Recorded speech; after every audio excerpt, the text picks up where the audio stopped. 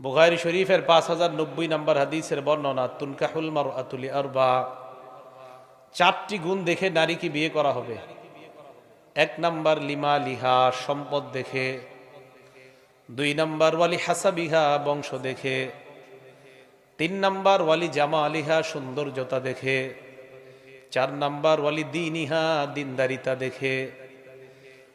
প্রথম তিনটা যদি না পাওয়া যায়, সম্পদ যদি মোটামুটি পাওয়া যায়, সৌন্দর্য যদি মোটামুটি হয়, বংশ যদি মোটামুটি হয়, নবী বলেন চার নাম্বারটা ভালোভাবে হওয়া লাগবে। ফাজফার বিজাতিদ্দিন, চারটার মধ্যে দিনদারিতা প্রাধান্য দিয়ে দাও। তারিবাত ইয়াদাক, দিনদারিতা যদি প্রাধান্য না দাও, তোমার দুই হাত ধ্বংস হয়ে যাক। বলেন নাউজুবিল্লাহ।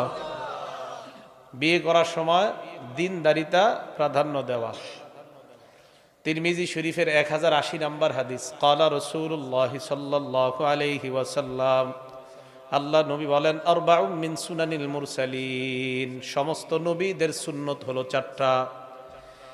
এক নাম্বার আল হায়া, লজ্জা, সমস্ত নবীদের সুন্নত।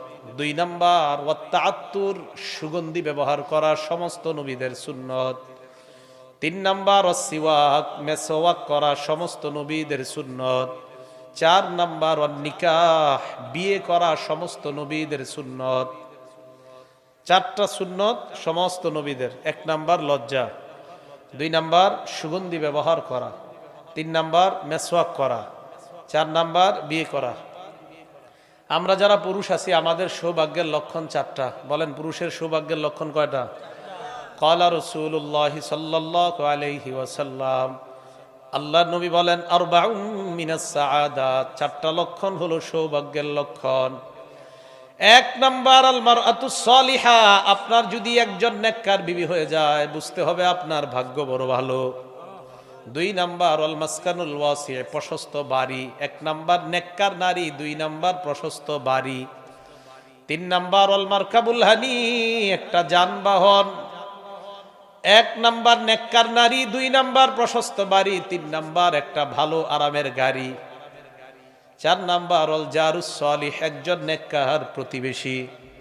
প্রতিবেশী যদি নেককার হয়, ফজরের সময় আপনাকে ডাক দিয়ে নামাজে নিয়ে যাবে। এই জন্য পুরুষের সৌভাগ্যের লক্ষণ চারটা। এক নাম্বার নেককার নারী, দুই নাম্বার প্রশস্ত বাড়ি, তিন নাম্বার ভালো মানের একটা গাড়ি, চার নাম্বার নেককার একজন প্রতিবেশী। সৌভাগ্যের লক্ষণের মধ্যে এক নাম্বার নবী বললেন একজন নেককার নারী। মুসলিম শরীফের 3535 নাম্বার হাদিস।